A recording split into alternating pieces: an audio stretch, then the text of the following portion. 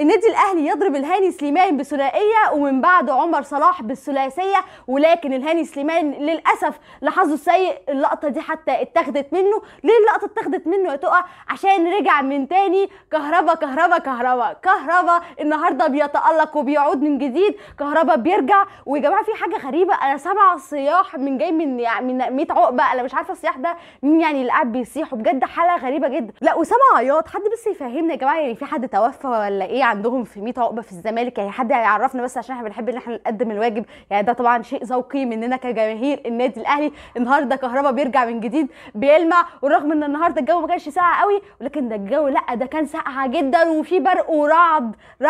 كهربا لمع في السماء، ولكن طبعا السقعه دي كانت عندنا احنا الجمهور الاهلي، لكن طبعا هناك في نار. هناك نار، يعني احنا عندنا سقعه هم هناك نار للاسف. وطبعا منتظره برده مداخله مرتضى منصور بالليل ان شاء الله، يعني عايزين نطلع بقى ونشوف هيقول ايه بقى كهربا وازاي يشارك والكلام ده كله. تخيلوا ده لاعب بقاله اكتر من 6 شهور ما بيلعبش، ما لمسش كوره، ولكن نزل كان هو النجم المباراه وهو مان اوف ذا ماتش محمود كهربا. طبعا الماتش ابتدى بسم الله الرحمن الرحيم، وكهربا يعمل اسيست لعبد القادر، عبد القادر يحطها علشان تعدي مش بغرابه، تعدي بالضحك من الهاني سليمان. طبعا انت جيت تتكلح علينا، ما هو انت برضه انت يعني مش منطقي، يعني انت جيت تتكالح على ملوك الكلاحه. ده احنا مسمينا اكلح جمهور في العالم، ده احنا جمهور الاهلي، عايز تعمل لقطه علينا احنا؟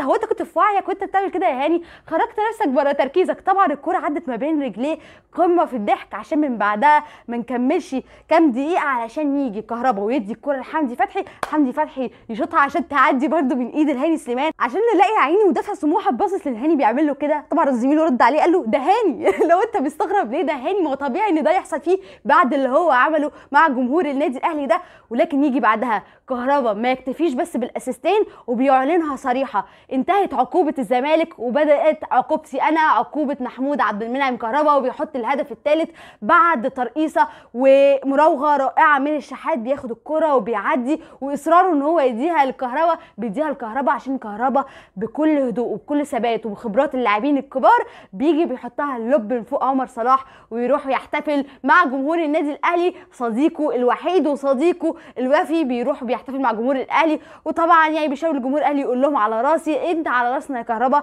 اصرارك اللي انت كنت تيجي النادي الاهلي ده شرف كبير بالنسبه لنا، باذن الله حته عقوبتك دي باذن الله هتتحل، وخلاص اداره الاهلي امر واقع، امر ما تجيبوليش وينج تاني، ادفعوا لي غرامه كهرباء، تدفعوا غرامه كهرباء. انت جبت صفقه، انت ممكن ما تعرفش ان انت تجيب لاعب زيه اصلا. كهرباء اللي مر بيه هيخليه دايما عنده اصرار، وان هو يعمل كل اللي عليه في كل ثانيه هيبقى فيها في الملعب. ولكن نيجي للمباراه بشكل عام، النادي الاهلي النهارده قدم اداء رائع، وبالتحديد في الشوط الاول، شوط يعني ايه النادي الاهلي كان بيعمل فيه مزيكا، والشوط الثاني ايضا في فترات كبيره جدا النادي الاهلي قدم اداء رائع. ولكن المباراه النهارده شهدت ظهور صفقات النادي الاهلي الجديده، خالد عبد الفتاح ومروان عطيه ومحمد الضاوي كريستو. هقول لكم رايي في كل لاعب. في البدايه انا اكتر واحد عجبني فيهم، او اللي هو اكتر واحد ظهر وحسيت ان هو بسم الله ما شاء الله عليه تقيل في الملعب، راسي هادي مش متوتر، بينقل الكرة من الملعب هنا للملعب هنا وبكل هدوء ومش حاسس باي توتر، بسم الله ما شاء الله عليه. هو مروان عطيه عجبني قوي طريقه لعبه، مش فكره بس الكوره اللي بيعملها، لا عجبني هدوءه، اللي هو مش نازل اللي هو بقى اول مره يلعب في الاهلي او يلعب مع الاهلي مباراه فتلاقيه متوتر او بيعمل حاجات غريبه، لا بسم الله ما شاء الله عليه هدوء، تحسه حاطط هاند فري في ودنه وبيسمع فيروز، اللي هو مش موجود معانا، لا الكوره هاديه جدا في رجله. واللاعب اللي زي ده تعرف ان هو هينجح مع الاهلي، لان الشخصيه بتفرق جدا مع الاهلي. لما اللاعب يبقى تقيل كده وهادي وراسي تعرف ان اللاعب ده شخصيه النادي الاهلي. خالد عبد الفتاح برده كان اداؤه كويس جدا، ولكن ما ظهرش بشكل كبير، ولكن لا اداؤه كان كويس. ولكن كريستو نزل النهارده وباين جدا من لمساته، لا ما تخافوش مش هقول لكم باين من لمساته ان هو لعيب كبير وما يفكرش مرتين والكلام ده، ولكن باين جدا ان اللاعب كان نازل متحمس زياده عن اللزوم، وده طبيعي لصغر سنه ان هو يكون عنده الحماس ده اول ماتش يلعبه مع الاهلي. ولكن اول ما نزل سبحان الله مرزق، يعني انا ساعتها قلت ده مرزق قوي، الكره بتاعت الكورنر اللي اتلعبت نزلت له على رجله وطار بيها لقدام، باين عليه ان هو لا بيعرف يحتفظ بالكوره كتير في رجله، ودي حاجه كويسه.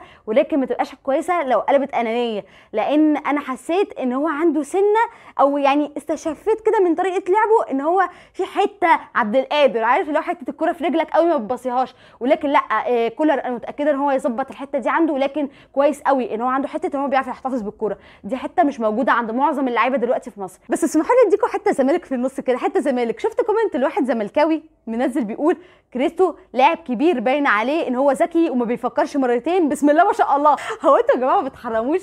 هو انتوا مفيش عقل يا ما بتحرموش؟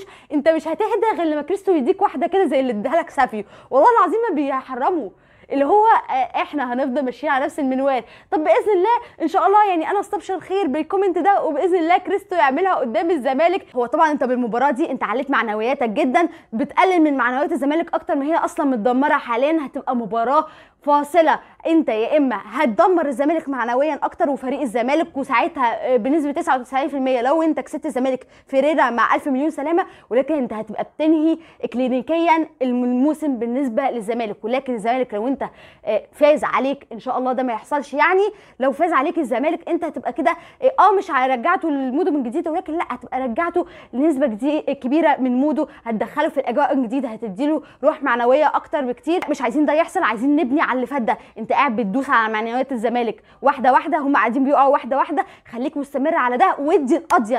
يوم السبت دي بجد هتبقى قضيه، لو كسبت الزمالك هتبقى مديهم قضيه زي بتاعه قفشه كده، او اقل من بتاعه قفشه، يعني بتاعه قفشه دي مفيش زيها اصلا. ولكن هتبقى مباراه مهمه جدا بالنسبه للاعبي النادي الاهلي. خليك فاكر يا حظ انك مالكش علينا جمايل، انا ما بهزرش وحياه ربنا. يعني احنا هنلعب بمين قدام الزمالك؟ انا عايزه افهم. يعني لما ياسر ابراهيم يبقى اتصاب، ومحمد عبد المنعم متصاب، ومتولي الحكم يعني مش عايزه يعني ادعي عليه، يلا ربنا يسهل له، هو هيتحاسب عند ربنا على ضميره اللي هو وقع منه وهو ماشي ده، واداله انذار بدون وجه حق، ومش هيقدر ان هو يلعب ماتش الزمالك طبعا عشان تراكم الانذارات. احنا هنلعب مين في الدفاع؟ هنلعب برامي ربيعه. النهارده حسام حسن اصلا داخل اللي هو هيدلق اصلا في البوكس، يقوم هو يلا المسه عشان تبقى ضربه جزاء. هو في لعيب كبير من كباتن الاهلي يعمل ضربه جزاء زي دي؟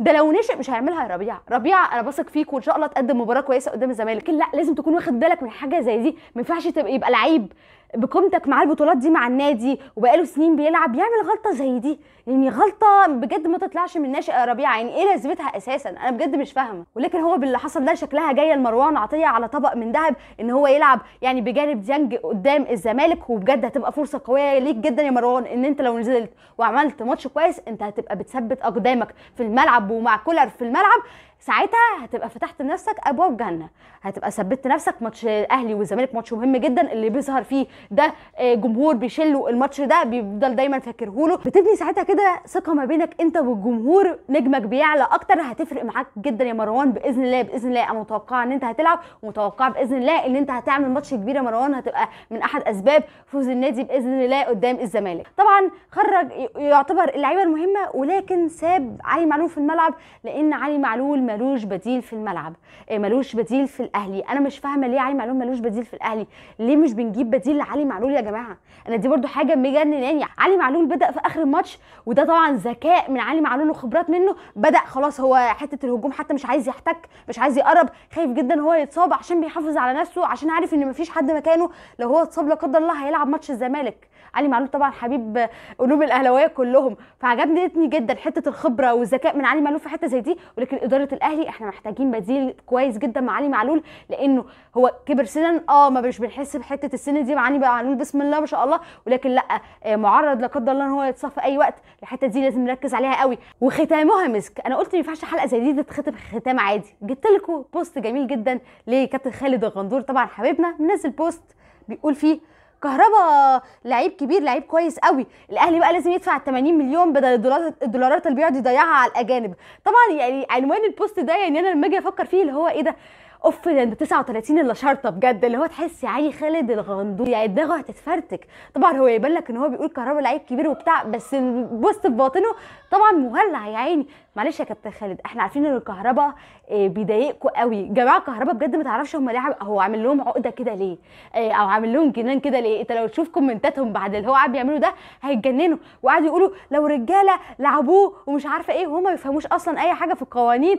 كهربا من حقه ان هو كان يشارك، ومشاركات مشاركته قانونيه 100%. فيعني معلش ليكم انتوا كمان مع كابتن خالد غندور. ودي كانت حلقتنا النهارده، اتمنى حلقه النهارده تكون عجبتكم. كانت معكم طه النجار، مع السلامه.